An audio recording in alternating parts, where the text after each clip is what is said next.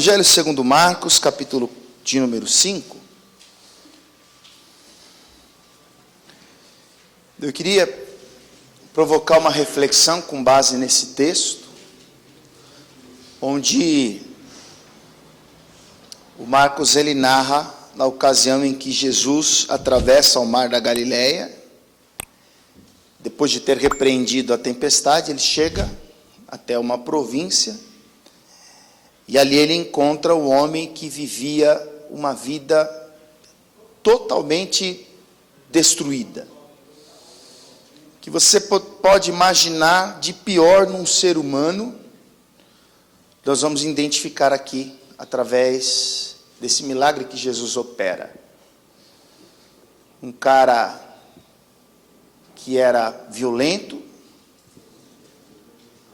ele vivia nos sepulcros, no cemitério, ele provocava as suas próprias feridas, ele era vulgar, ele andava seminu, amedrontava as pessoas, mas um dia ele tem um encontro com Jesus e este encontro vai transformá-lo por completo. Porque o único que pode mudar a vida do homem é Jesus Cristo. A pessoa até pode, por suas convicções, ela até pode achar que a hora que ela quiser ela muda, que a hora que ela quiser ela larga o cigarro, a hora que ela quiser ela para de beber, a hora que ela quiser ela para de viver uma vida indecente. Mas o homem por si só, ele até pode ter essas vontades, mas a força que ele precisa, ele só pode encontrar em Jesus Cristo. Por isso que em João 8,36 está escrito assim, ó, se o Filho vos libertar, verdadeiramente sereis livres. Então eu quero olhar para esse texto e pensar um pouco com os irmãos. Marcos capítulo 5, nós vamos ler os versículos de número 1 e 2 a princípio. Vou pedir para que os irmãos deixem essa página marcada, por favor, para nós explorarmos o texto, o seu contexto ao longo do sermão. Vamos lá. Marcos capítulo 5, versículo de número 1, está escrito assim: e chegaram a outra margem do mar, a província dos Gadarenos. E saindo ele do barco, lhe saiu logo ao seu encontro dos sepulcros um homem com espírito imundo. Amém? Vou ler de novo, tá? E chegaram a outra margem do mar, a província dos Gadarenos. E saindo ele do barco, lhe saiu logo ao seu encontro dos sepulcros um homem com o espírito imundo. Preste atenção nisso aqui. Um espírito imundo. O Marcos ele está querendo dizer que dentro daquele homem havia algo que o deixava naquela situação.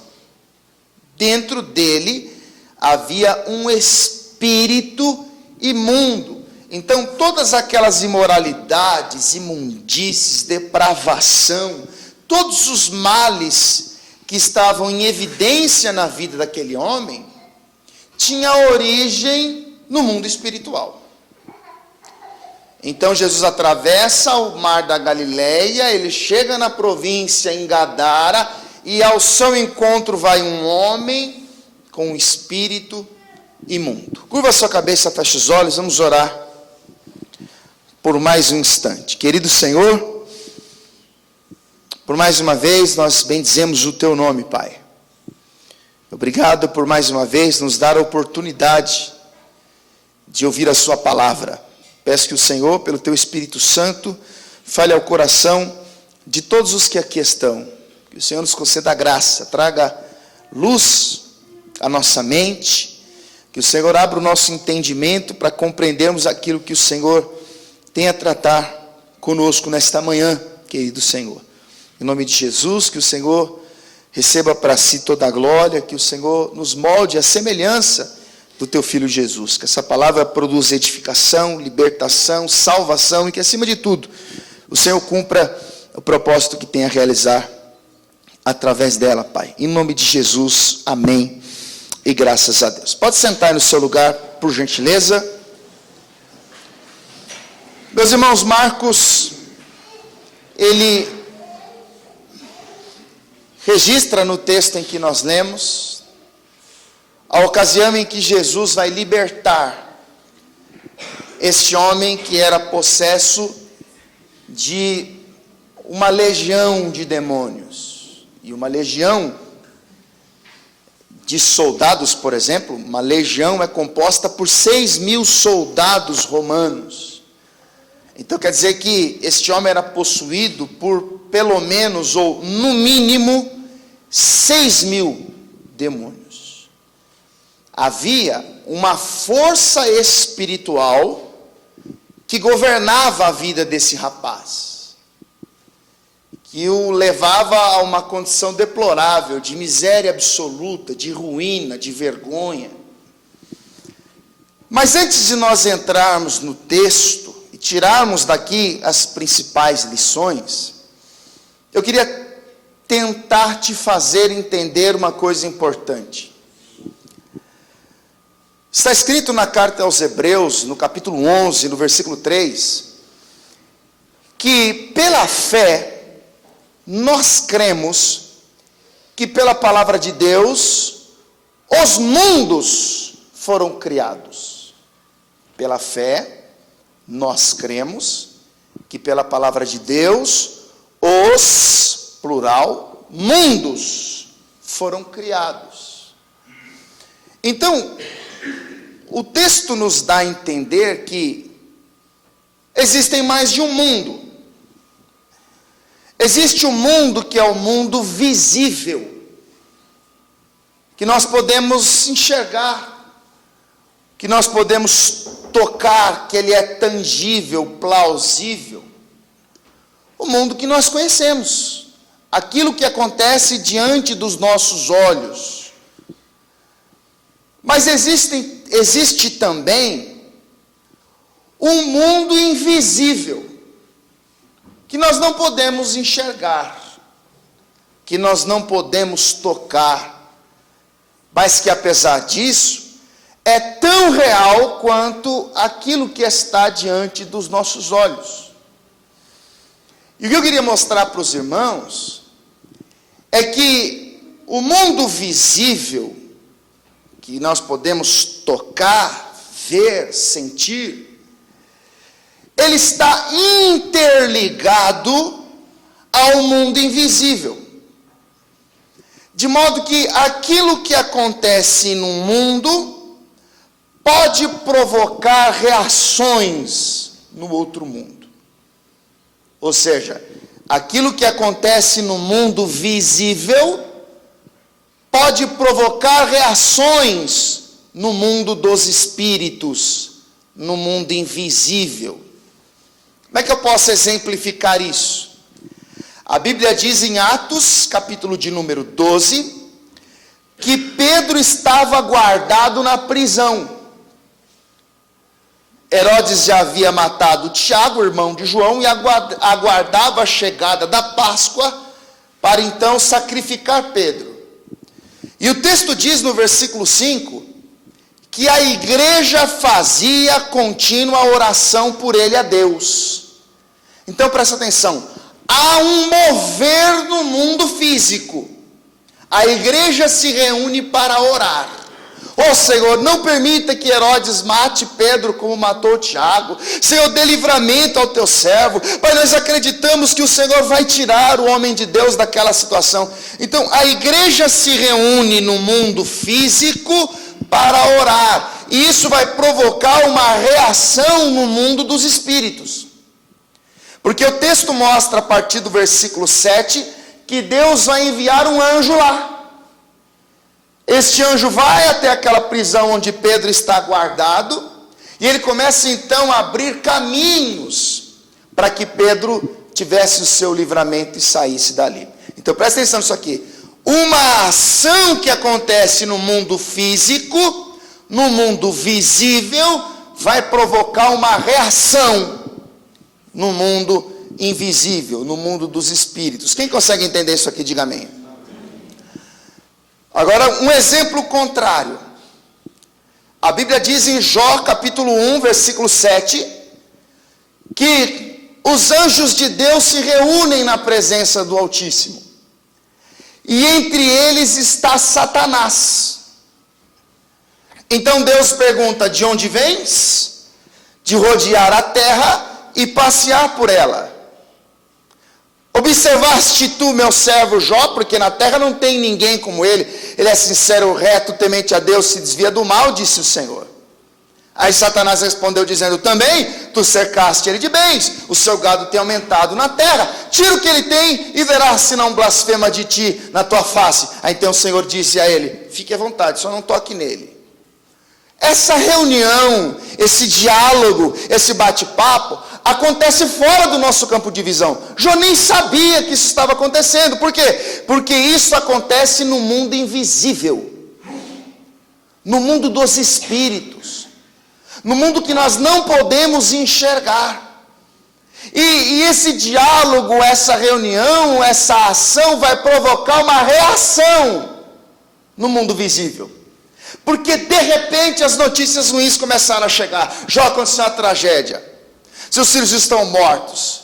Olha, os inimigos vieram roubar o seu gado. Aí Jó, ele pega uma chaga maligna dos pés à cabeça. E a esposa de Jó agora começa a reclamar de Jó. E Jó nunca iria imaginar que tudo isso que ele está vivendo naquela ocasião é resultado de algo que aconteceu num outro mundo.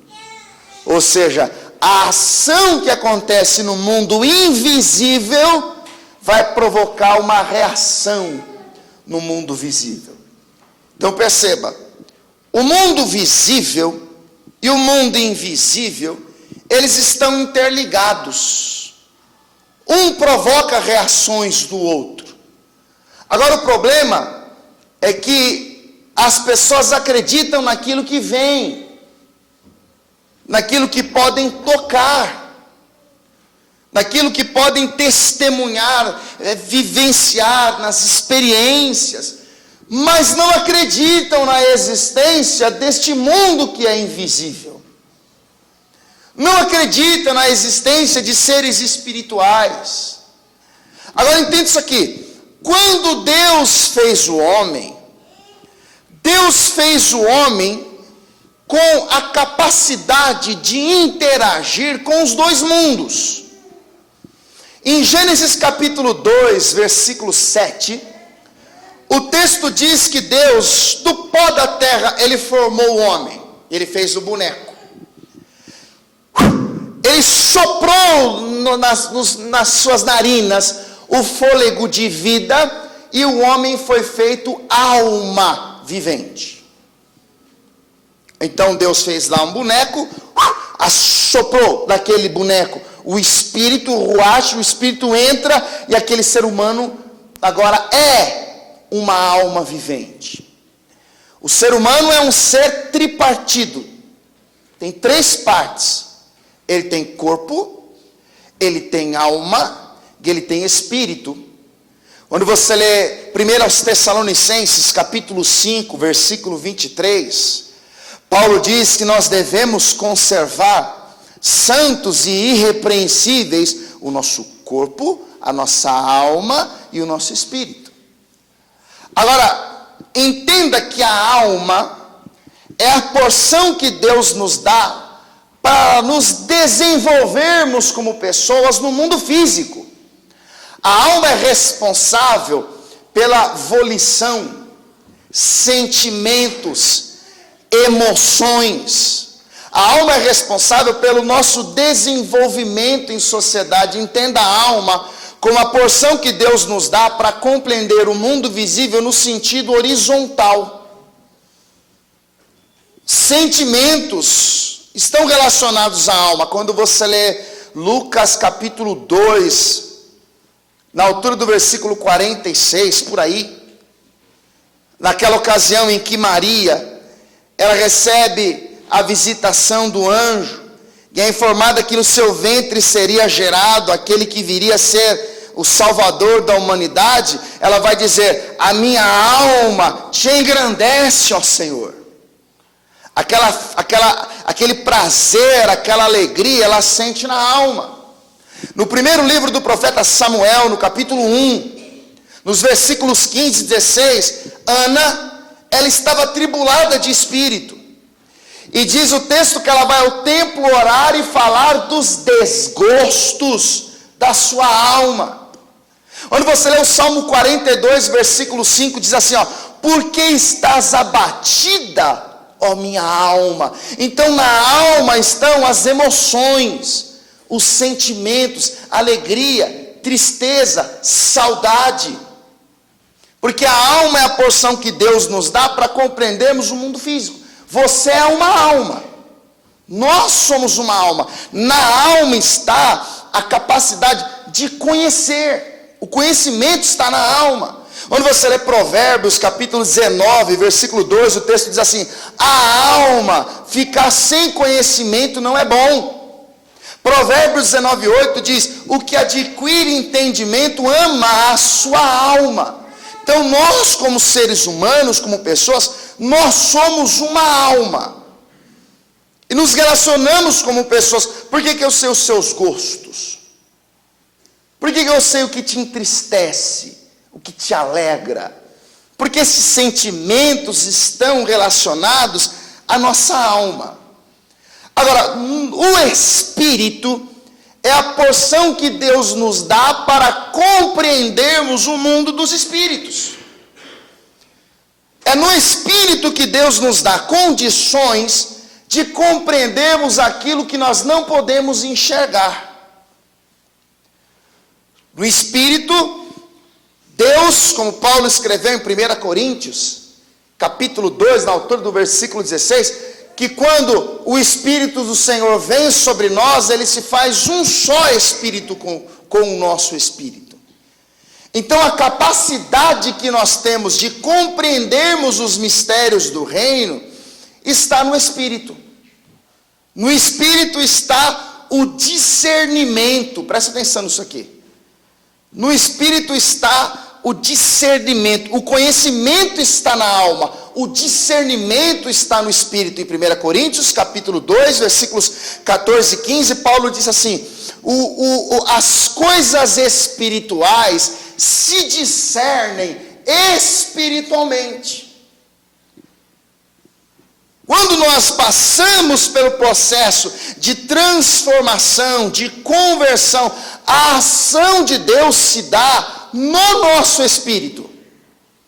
Deus começa a trabalhar no nosso espírito, começando a se revelar no nosso espírito. E uma vez que o nosso espírito agora tem a influência do Espírito Santo de Deus, que é santo, então Deus começa no nosso espírito a trabalhar para que o espírito seja a influência da nossa alma. E uma vez que o Espírito de Deus, que é santo, começa a interagir com a nossa alma, então os nossos gostos, sentimentos, emoções, a maneira como nós enxergamos a vida muda. Porque começa uma transformação no nosso ser, que a Bíblia chama de metanoia, metamorfos, transformação. 1 Coríntios 2,16, Paulo diz que nós temos a mente de Cristo. Por quê? Porque há uma interação entre o Espírito de Deus com o nosso espírito, então a nossa alma começa a receber uma influência que vem de quem? De Deus. É por isso que a pessoa que não se relaciona com Deus, através da oração, através do estudo bíblico, a pessoa que não tem relação, envolvimento com a igreja, ela não pode compreender as coisas de Deus. Por quê? Porque ele parece loucura. Porque parece um assunto que não faz sentido. E tudo isso porque no seu espírito não há uma influência de Deus. Quando nós ouvimos o Evangelho, Quando Deus abre os nossos olhos para enxergar além daquilo que está diante de nós, e nós começamos a compreender mistérios do reino, então começa uma guerra em nosso ser. Começa um tumulto no nosso ser, porque agora há uma influência de Deus na nossa alma. Agora Deus, pelo seu Espírito, começa a interagir com a nossa alma. Por isso que Paulo, em Gálatas capítulo 5, versículo 16, ele diz assim, digo, porém, andai em espírito, e não cumpres os desejos da carne, porque a carne cobiça contra o espírito cobiça contra a carne, e estes opõem-se um ao outro, para que não façais o que quereis.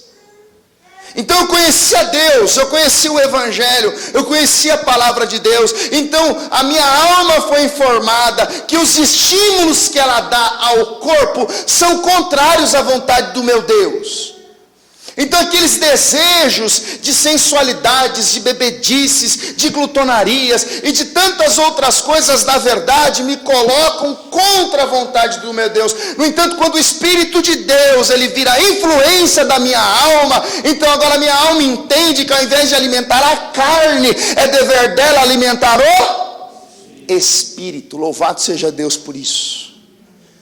Porque Paulo diz lá em Romanos capítulo 8, que se pelo Espírito mortificardes as obras do corpo, vivereis. Então entenda isso aqui. Existem dois mundos, visível e invisível. E Deus nos fez com a capacidade de nos relacionarmos com os dois mundos. Por meio da alma, por meio do Espírito.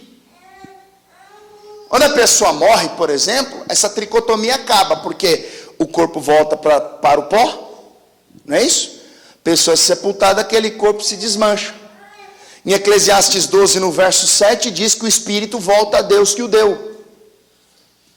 E a alma segue o seu curso na eternidade. Agora, eu queria que você pensasse, irmãos, o seguinte: quando uma alma não é influenciada pelo Espírito que é o de Deus, ainda que a pessoa seja cética, não creia, ainda que a pessoa diz, isso é tudo balela, isso é tudo bobagem, existe um outro Espírito que interage com a alma dessa pessoa. Vou falar de novo.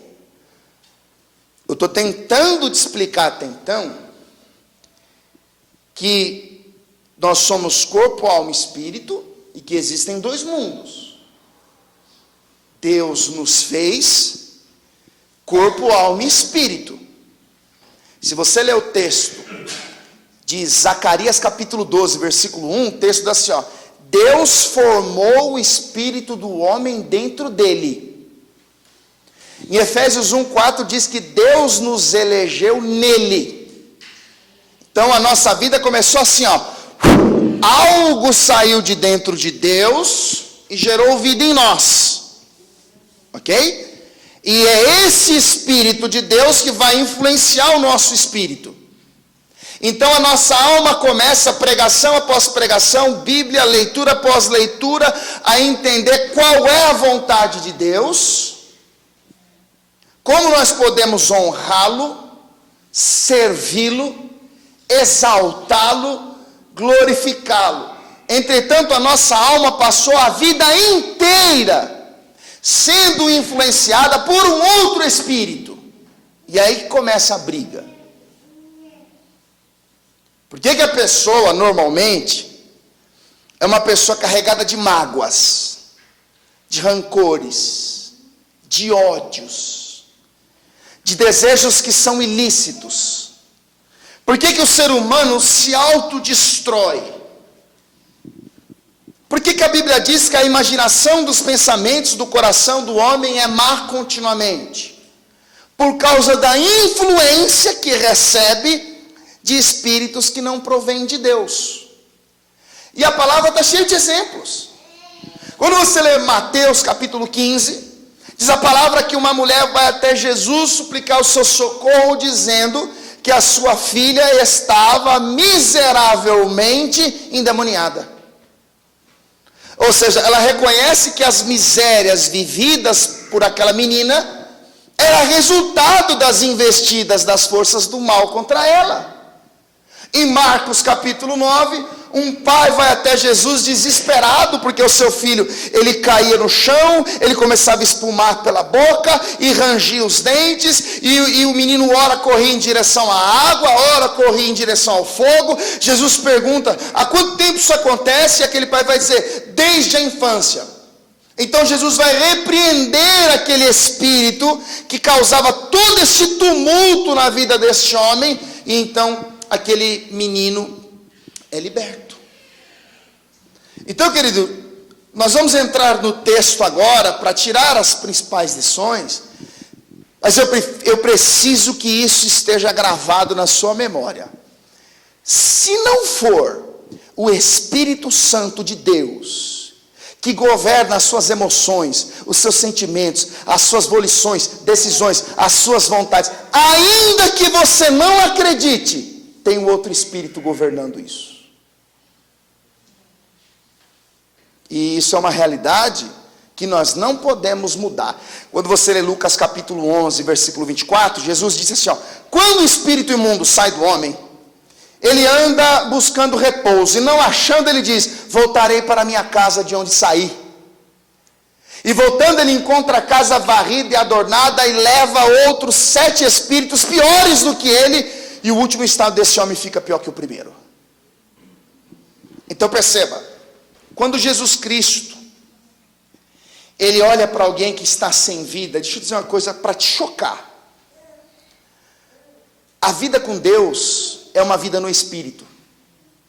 Quando Nicodemos chega até Jesus e fala, o que o homem precisa para herdar o reino? Jesus vai dizer o quê? É necessário nascer da água e do... Aí ele diz assim, aquele que não nascer da água e do Espírito, não pode. Então, quem não tem vida no Espírito, está morto. Está morto. A nossa vida espiritual consiste na conexão que nós temos com o nosso Criador, amém, irmãos? Quando não há essa conexão, por causa da ruptura do pecado, qual que é o salário do pecado mesmo? Então, se não há vida com Deus, qual é o resultado disso? Morte. Agora, quando a vida é gerada? João capítulo 5, versículo 24, Jesus disse, em verdade vos digo, que quem ouve a minha palavra e crê naquele que me enviou, não entrará em condenação, mas passou da morte para a vida. Então, o que está acontecendo exatamente agora? Deus está gerando vida no Espírito. Deus não quer mais que os seus sentimentos, emoções, vontades sejam governados por qualquer espírito que não seja o dele. Agora tem uma coisa, quando Deus chega para tomar conta. Ele não divide espaço. Ele não vai chegar lá e dizer assim, o espírito vagabundo sujinho, fica aí no cantinho que aqui é comigo. Não. Ou ele bota para correr, ou ele sai. Você consegue entender isso? Ou ele chega para governar, para assumir, para dizer, daqui para frente é luz, daqui para frente é vida, daqui para frente é paz, daqui para frente é libertação. Ou então, aquele espírito imundo continua a governar. Quando Marcos escreve o texto, ele apresenta uma figura deturpada, um homem destruído, um homem que vive uma vida sem Deus. E eu quero mostrar através deste homem como eu era. Eu quero mostrar através deste homem como você é, se você não tem uma vida com Deus. Então eu quero que você olhe para as páginas de Marcos capítulo 5, e nós vamos explorar o texto, o contexto, tirarmos as principais lições daqui. Vamos lá, Marcos capítulo 5, versículo de número 1, diz assim: e chegaram à outra margem do mar, a província dos Gadarenos, e saindo ele do barco, lhe saiu logo ao seu encontro dos sepulcros, do cemitério, da sepultura. Vem cá, esse camarada ele não estava lá porque foi visitar alguém. Ele não estava no sepulcro porque foi ali levar flores para um ente querido. Ele morava lá. Ele vivia lá. E você sabe que o cemitério é, para o mundo das trevas, um símbolo de triunfo sobre a vida. Por isso que as religiões pagãs normalmente fazem trabalhos em cemitérios, oferendas em cemitérios. Você pode passar aqui do lado na cachoeirinha, você vai ver à noite que tem muitos trabalhos lá feitos com vela, com comida, com farofa, com cachaça, porque os sepulcros para o reino das trevas é um símbolo de triunfo sobre a vida. Esse cara morava no sepulcro. Aquele era o seu lugar de habitação. E eu preciso que você entenda que o que este homem está vivendo tem origem no mundo dos espíritos. Ele é o resultado do investimento de Satanás contra a humanidade, contra a criação de Deus. Então esse camarada era um homem que vivia aonde a morte impera. Você sabe que em João 8,44, Jesus chama Satanás de homicida, aquele que provoca a morte. Então esse camarada, ele vivia nos sepulcros. Agora olha o versículo 3. Diz assim: o qual tinha sua morada nos sepulcros, e nem ainda com cadeias o podia alguém prender, porque, tendo sido muitas vezes preso com grilhões e cadeias, as cadeias foram feitas em pedaços, e os grilhões em migalhas, e ninguém o podia amansar. Extremamente violento, agressivo. O Marcos, ele registra que por muitas vezes aquele homem foi preso por correntes, esteve envolvido por grilhões. Talvez nas ocasiões em que ele se manifestava, ele reagia de maneira tão compulsiva, violentamente, que quando o seu corpo cansava, alguém com muito cuidado ia lá e amarrava, prendia. Mas quando aquele homem voltava à sua consciência, ele despedaçava tudo aquilo. Por isso que ele diz que muitas vezes, com cadeias e grilhões, tentaram prender, mas ninguém o podia amansar. Presta atenção nisso aqui. A violência, a agressividade é um símbolo, é um sinal de que existe um espírito esquisito governando aquela vida. A pessoa não consegue ouvir nada que não seja do seu agrado, que dá piti, e fica descontrolada. Tudo é na base da violência, da agressão, seja ela física ou verbal. Não, pastor, eu sou assim, ó, eu oro para não entrar numa briga, mas também quando eu entro, eu oro para não sair. Ele disse: se você é assim, lamento te dizer, mas existe um espírito que está potencializando essa sua bravura, ou sei lá qual é o nome, não fica bravo não. Existe alguém que está controlando. E o tentador, por saber que você é temperamental, sempre vai colocar alguém para perturbar seu juízo. Porque sabe que você perde a razão fácil. E entenda uma coisa: um dos sinais da vida no Espírito, Paulo diz em Gálatas capítulo 5, versículo 22, que o fruto do Espírito é domínio próprio. O cara é manso, o cara é tranquilo. Não é qualquer pessoa que perturba o seu juízo. Porque quem governa a sua vida é o Espírito de Deus. Ele tem discernimento e sabe quem é que está por trás da afronta. Sabe quem é que está falando, sabe por que está falando, sabe quais são as consequências das suas ações. Enquanto endemoniado, ele tem prazer do tumulto, prazer na confusão, prazer do escândalo. Ninguém podia amansar esse homem por causa da sua violência. Agora tem um detalhe no versículo 5, acompanhe comigo aí. Versículo 5. E andava sempre de dia e de noite. E andava sempre de dia e de noite. Agora pensa comigo. O cara é violento. O cara mora nos sepulcros. E ele andava sempre de dia e de noite. Deixa eu perguntar uma coisa para você. Que hora que esse cara descansa? Que hora que esse cara dorme? Porque de dia está lá o cara andando, gritando. À noite está o cara andando e gritando. Como é que esse cara para descansar? Deixa eu dizer uma coisa importante para você, irmãos. O descanso é um mandamento. Deus é espírito, não tem corpo físico. No entanto, no 7º dia ele descansou. O descanso é um mandamento que Deus dá para que nós venhamos a respeitar o nosso corpo. E o príncipe das trevas, Satanás, aquele que trabalha no mundo invisível, ele trabalha a todo custo para nos tirar esse descanso, para fazer com que você não durma bem, para que as suas noites sejam em claro, para fazer com que você vive com a sua cabeça perturbada, vira de um lado para o outro. Olha, é um sono terrível. Eu durmo no ônibus, durmo no trem, durmo no metrô, durmo no refeitório, durmo no banheiro, durmo em todo lugar. Quando eu chego na cama, eu não tenho sono. Eu não consigo descansar. Eu viro para um lado, viro para o outro, acordo da madrugada, vou na geladeira, vou na sala, ligo a TV, desligo a TV, deito e não durmo. Daqui a pouco o relógio desperta, é hora de trabalhar.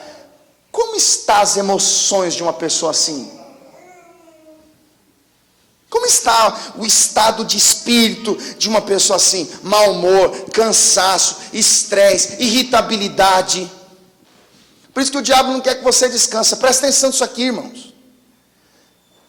Por isso que o nosso adversário não quer que você descanse. Agora veja o oposto, olha como é que Deus trabalha. O Salmo 127, versículo 2 e 3 diz que Deus dá aos seus amados o sono.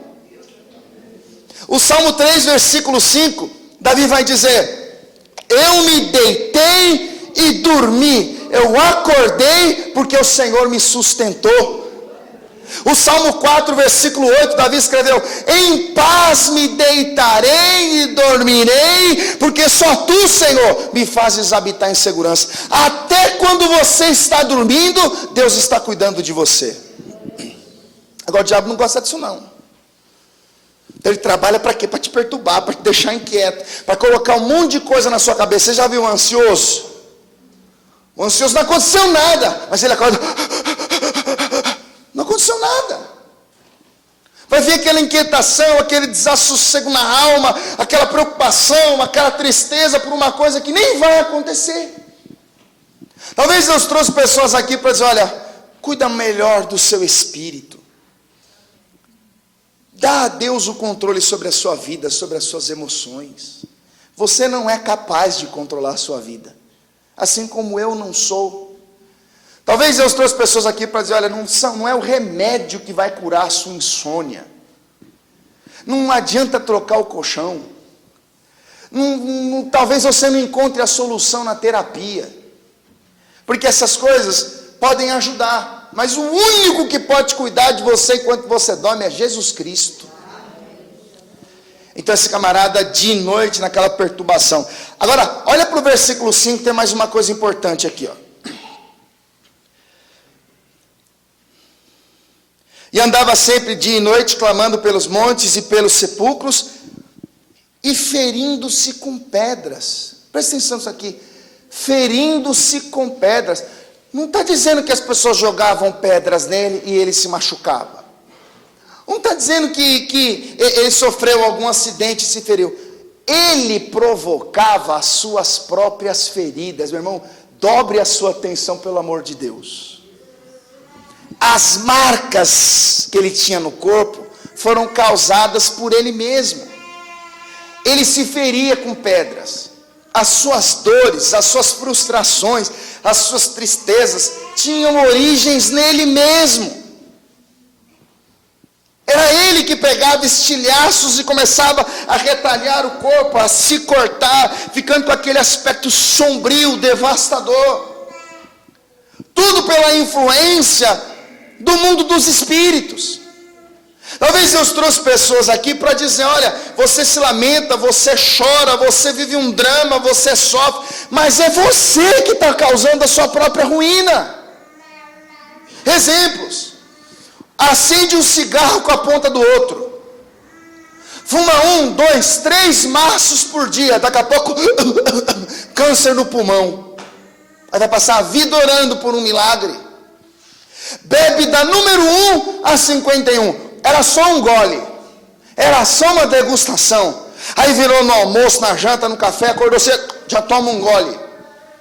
E o tempo vai passando, vai virando aquela escravidão, aquela opressão, aquela compulsão, resultado, cirrose.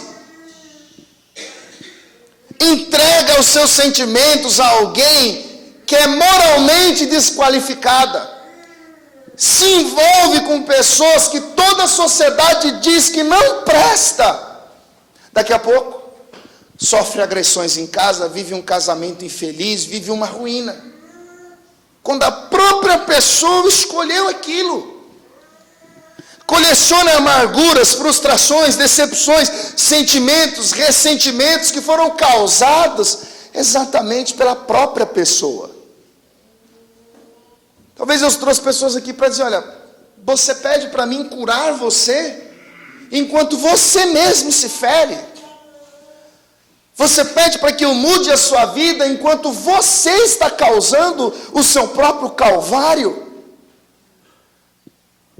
Esse camarada, ele se feria com pedras. Ele provocava as próprias feridas. O diabo não precisa, irmãos, que você diz, olha, eu não acredito em Jesus, agora eu creio no diabo e agora eu sou salvo. Não precisa disso. Ele não precisa que você se declare publicamente que você não quer. Não, ele não precisa. Ele só precisa que você não acredita no mundo espiritual. Ele só precisa que você ache que tudo que você está ouvindo é uma grande bobagem. Ele só precisa que você ouça tudo isso e fique indiferente quanto a isso. Que você saia daqui da mesma maneira, porque enquanto for assim, ele continua ali. Sabe que você é violento? Coloca alguém ali para te perturbar. Sabe que você se fere? Então ele manipula os seus sentimentos, as suas emoções, para que você tome uma série de decisões sem pensar nas consequências. E você, ao longo dos anos, você vai se ferindo, se machucando, se mutilando. Você vai provocando a sua própria ruína. É o que acontecia com ele. Agora eu quero ler essa mesma história na narrativa de Lucas. Vai comigo para Lucas 8. Evangelho segundo Lucas, capítulo 8.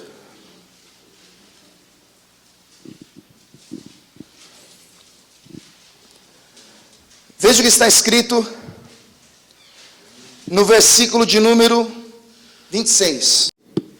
Lucas 8, verso 26 diz assim: E navegaram para a terra dos Gadarenos, que está de fronte da Galileia. E quando desceu para a terra, saiu ao encontro, vindo da cidade, um homem que desde muito tempo andava possesso de demônios. Aqui tem mais uma coisa para a gente observar. O Marcos não disse isso, mas o Lucas diz que desde muito tempo andava possesso. Não era uma coisa nova. Não era uma ocasião casual, não era uma casualidade.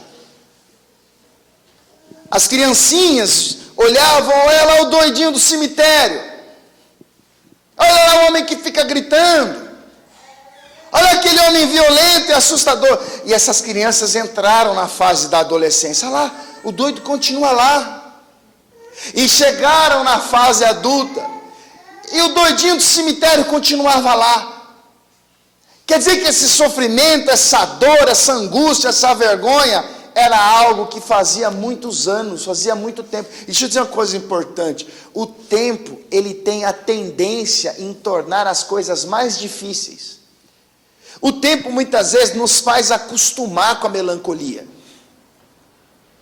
O tempo, muitas vezes, ao passo que ele nos faz sofrer, ele nos faz encontrar uma maneira de se conformar com aquilo. A Bíblia diz em Provérbios 13:12 que a esperança demorada, ela enfraquece um coração. Às vezes a pessoa tem um problema simples, que até dá para conseguir seguir a vida, mas o tempo vai passando, aquilo vai se tornando um fardo pesado, um cansaço, uma dor moral, um problema sério. Você tem dor de dente um dia, dá para tolerar com o remédio, mas se aquela coisa se prolonga, aquilo vai virando uma tortura, um sofrimento. Esse camarada há muito tempo estava possesso. Agora olha uma coisa grave aqui no final do versículo 27 do capítulo 8 de Lucas, diz assim, ó: e não andava vestido. Quer dizer que, como se não bastasse a violência, o fato de habitar nos sepulcros, de andar de dia e de noite, de provocar as próprias feridas, esse camarada andava nu ou seminu, porque o texto diz que ele não andava vestido. Deixa eu dizer uma coisa: Satanás trabalha para ridicularizar a criação de Deus. Quem fez o homem foi Deus, e Deus fez o homem para ser a sua imagem e semelhança. Satanás trabalha justamente para coisificar a criação de Deus, e um dos sinais que ele mostra é exatamente a indecência. A indecência, quando o homem ele vai se despindo, os decotes vão aumentando, as saias vão ficando mais curtas, e o homem vai mostrando, vai se expondo. Eu sou de uma época, eu nasci nos anos 80, que pornografia era mostrar o joelho. Hoje não. Hoje a propaganda pode ser do carro do ano. Se não tiver uma pessoa com o corpo exposto, não chama atenção. Hoje em dia, se a propaganda é de creme dental, tem que ter uma pessoa com o corpo sarado, porque senão não atrai. Quando você olha para o paraíso, quando o casal peca, a palavra de Deus diz que eles sentiram vergonha da sua nudez. Quer dizer que esse camarada, ele era totalmente envergonhado, porque ele não andava vestido. E se você observar, no versículo de número 27 ainda, diz que nem habitava em qualquer casa, mas nos sepulcros. Por que ele não habitava em qualquer casa? Porque ele foi abandonado pela sua própria família. Por causa da sua indecência, da sua violência, da sua agitação, a própria família o abandonou, não suportando mais conviver com um homem naquelas situações, não suportando mais administrar tamanha miséria, tamanha ruína. Pode até ser que em algum momento ele estava ali, lúcido, são, comportado, mas de repente ele se agitava e começava a agredir, a se cortar. De repente ele começava a andar de um lado para o outro, arrancava as vestes, e era uma vergonha total para todos. Se você conversar com uma família que tem um alcoólatra em casa, a mulher há anos ora pelo marido que chega a altas horas da madrugada fazendo um escândalo, acordando os vizinhos. E aquela esposa, como os filhos, sentem uma vergonha. Converse com uma mãe que tem um filho dependente químico, que usa drogas. Você vai perceber a frustração, a vergonha, a tristeza e o desespero, que na verdade é resultado daquilo que acontece num outro mundo. A Bíblia diz em João capítulo 10, versículo 10, que ele veio para roubar, matar e destruir. Em Mateus capítulo 4, ele é chamado tentador, aquele que instiga as pessoas ao mal. A Bíblia diz em Efésios capítulo 6, no versículo 11, que ele é astuto e que arma ciladas. Quer dizer que ele trabalha o tempo todo contra nós. A primeira carta de Pedro, capítulo 5, versículo 8, diz que ele anda em derredor, bramando como leão, buscando a quem possa tragar. Qual é o seu trabalho? Qual é o seu objetivo? Qual é a sua missão? Rouba o governo da sua vida. interagir com o seu espírito, persuadir a sua alma, para que ela potencialize todo o mal natural do corpo.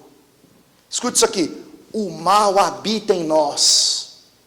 Nós nascemos numa natureza caída. Ninguém nos ensinou a mentir, ninguém nos ensinou a ser arrogantes, ninguém nos ensinou a sermos violentos. Isso já está em nós. Por isso que todo homem sem Jesus, ele já nasce debaixo de uma condenação.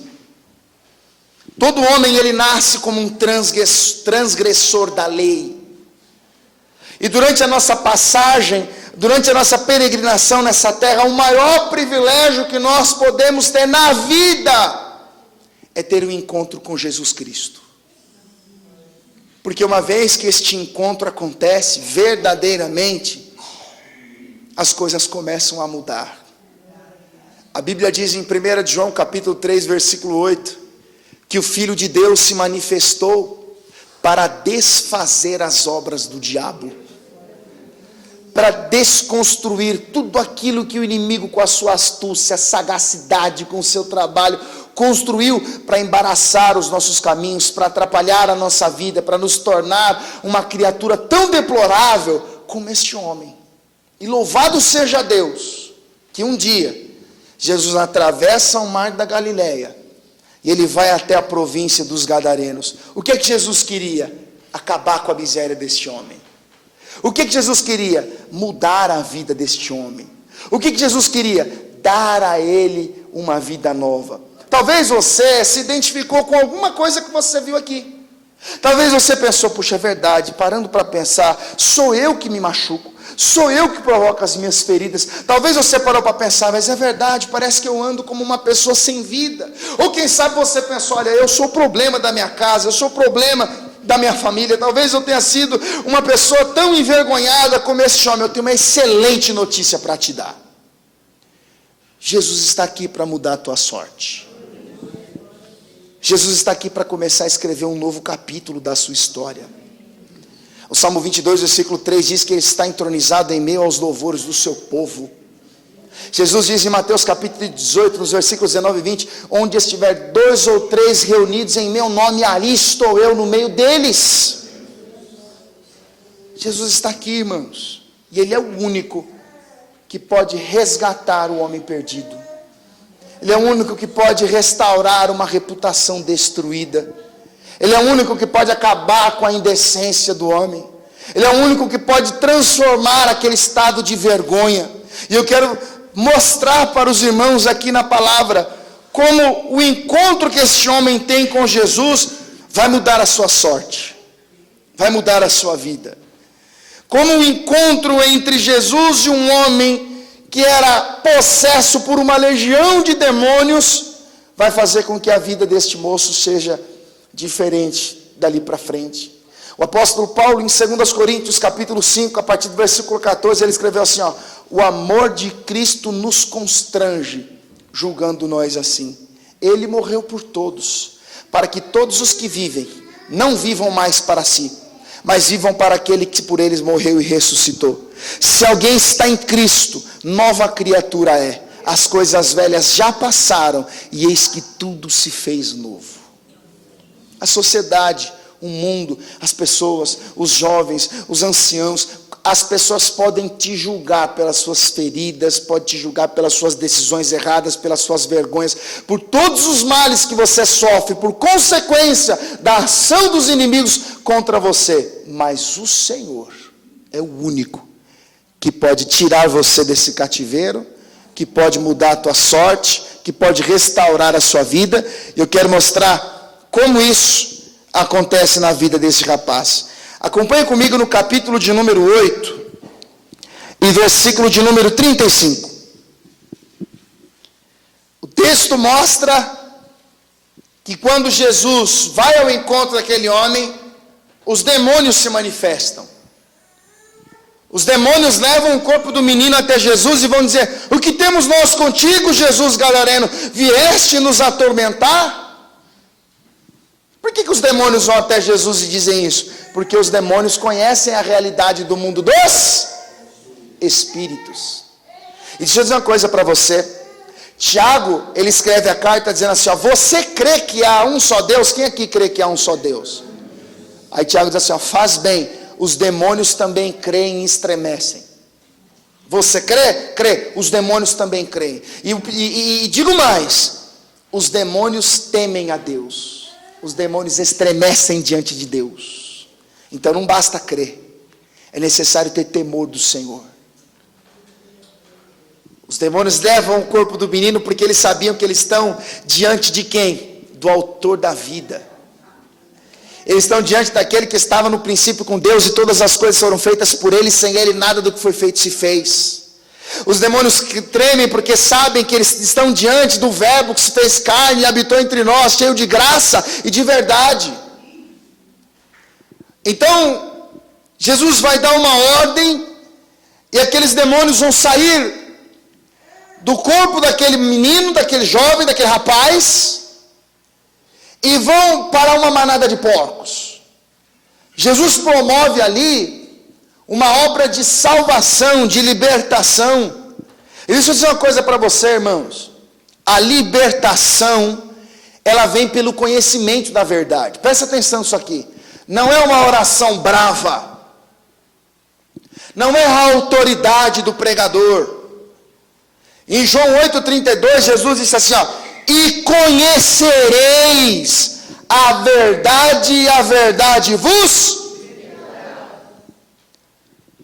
O conhecimento da verdade promove a libertação. Por que tem muita gente que ocupa as poltronas da igreja, que vivem presas em mágoas, em ressentimentos, em dor? O filho não se dá bem com o pai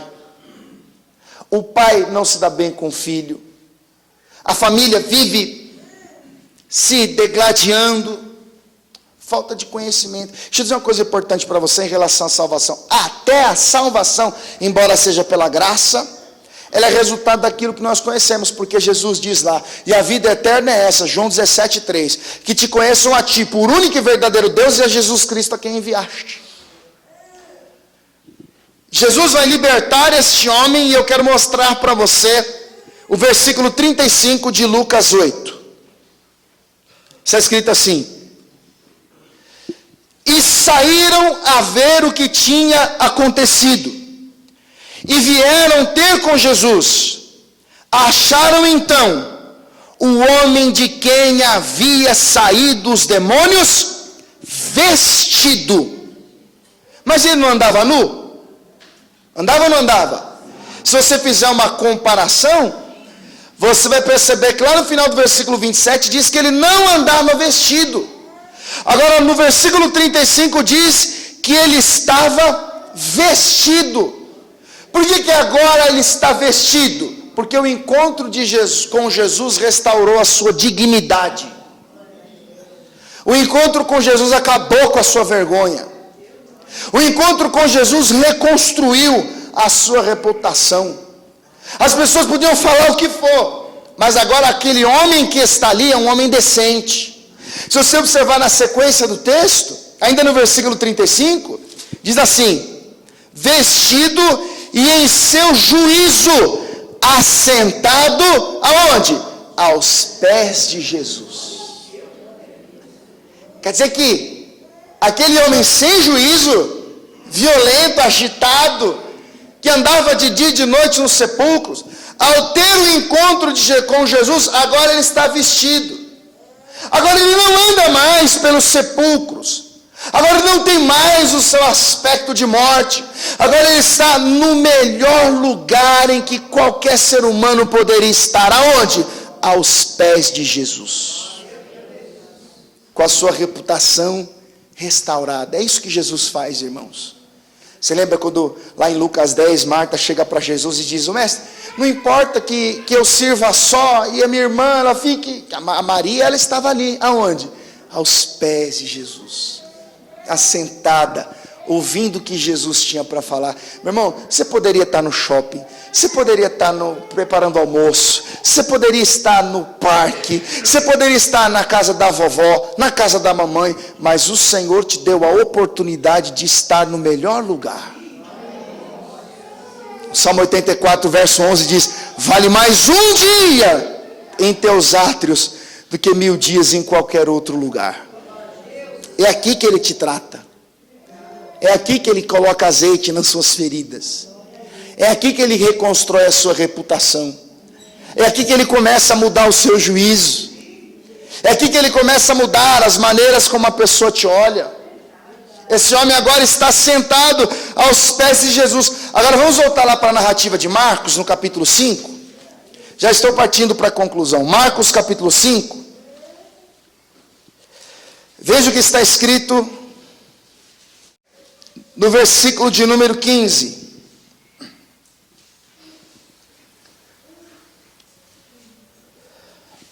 Diz assim: e foram ter com Jesus, e viram o endemoniado, o que tivera a legião, assentado, vestido e em perfeito juízo.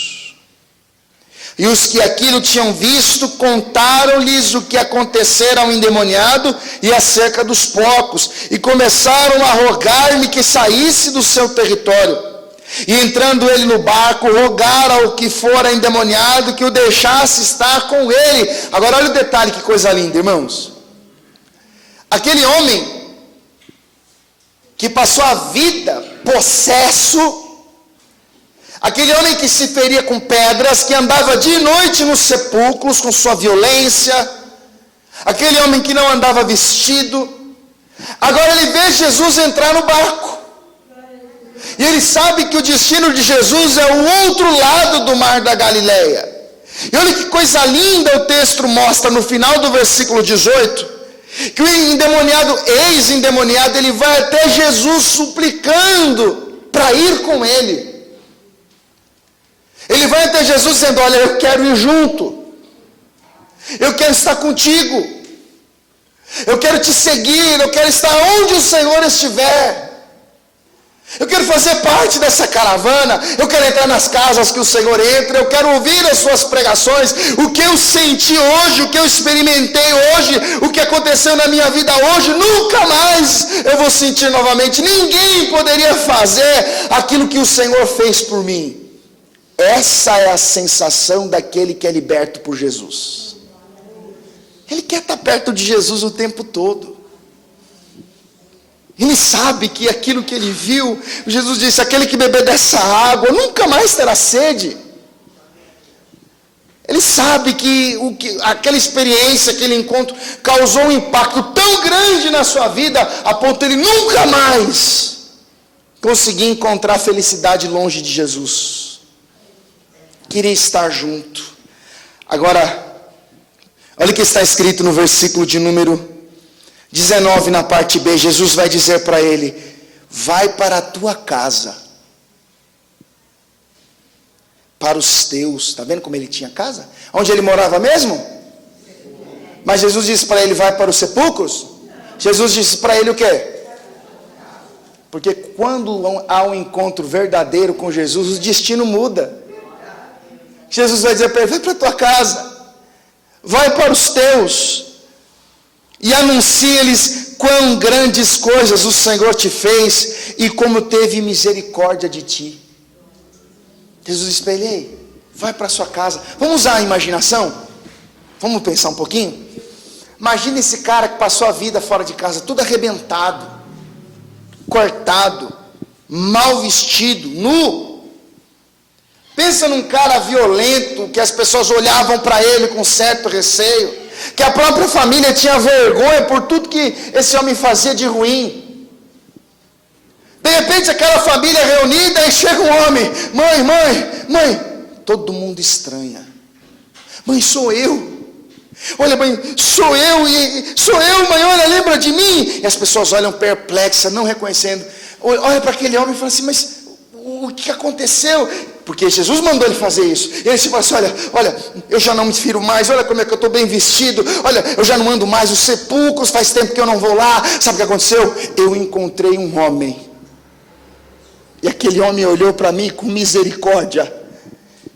Aquele homem não disse o que as pessoas diziam, aquele homem não falou mal de mim. Eu encontrei um homem, e aquele homem tirou todo o mal que havia em mim, restaurou a minha reputação. Eu encontrei aquele homem que olhou para mim com um olhar de misericórdia, ao invés de me desejar o mal, me desejou o bem, ao invés de me desejar a morte, me desejou a vida. Jesus mandou, olha, vai lá, volta lá na sua casa e anuncia as coisas que o Senhor te fez e as misericórdias que Ele teve de ti. E aí olha que coisa linda no versículo 20. E ele foi e começou a anunciar em Decápolis quão grandes coisas Jesus lhe fizera. Você sabe que a palavra deca quer dizer 10. E polis vem de metrópole. Então, aquele homem, ele vai neste conjunto de 10 cidades, em Decápolis. E ali, ele vai se tornar um missionário enviado por Jesus. Porque a sua missão ali qual era? Era anunciar as grandezas, as grandes coisas que o Senhor tinha feito na vida dele. Aí Deus vem em 2023 e traz você aqui, cheio de feridas, cheio de dedos apontando. Aí Deus vai e traz você aqui, cheio de sentimentos ruins, de desejos ilícitos, de histórias tristes para contar. Às vezes a família olha e fala, isso aí, fazer o quê? Aí Deus diz assim, olha, hoje as coisas começam a mudar. A partir de agora vai ser diferente. E aí vem os impactos. Ninguém consegue explicar. Mas de repente as pessoas vão ver você caminhando em direção à igreja, segurando a palavra de Deus. E aí as pessoas vão dizer, mas hoje é sexta, hoje não era dia de ir no bar, e hoje tem um jogo, hoje é o dia da festa, hoje é o dia... Não. E é aí que a influência do Espírito de Deus em você, ao invés de te fazer falar aquelas tantas baboseiras, você vai começar a dizer quão grandes coisas o Senhor tem feito na sua vida. Esse camarada, ele deixa de ser um endemoniado para se tornar um missionário, um evangelista enviado por Jesus Cristo para anunciar as grandezas de Deus em Decápolis. Meu querido, para concluir, eu quero dizer para você, você vai sair daqui a pouco, vai para sua casa. Talvez você veja aqui porque alguém te convidou. Mas eu quero dizer para você que foi Deus que investiu em você. E por mais que isso para você seja uma coisa religiosa, o mundo espiritual existe. E o que Deus quer é governar a sua vida. É ser o seu Senhor, ser o teu Deus, ser a sua influência. O que Deus quer é que os desejos da sua alma estejam em harmonia com o Espírito Santo, para que o seu corpo reproduza as obras do Espírito. Não brinque com essas coisas, porque se você postergar, adiar, deixar para depois, você precisa sair daqui convicto que existe um outro Espírito trabalhando para que você não dê importância a tudo que você está ouvindo agora. Toda a igreja de pé, por favor.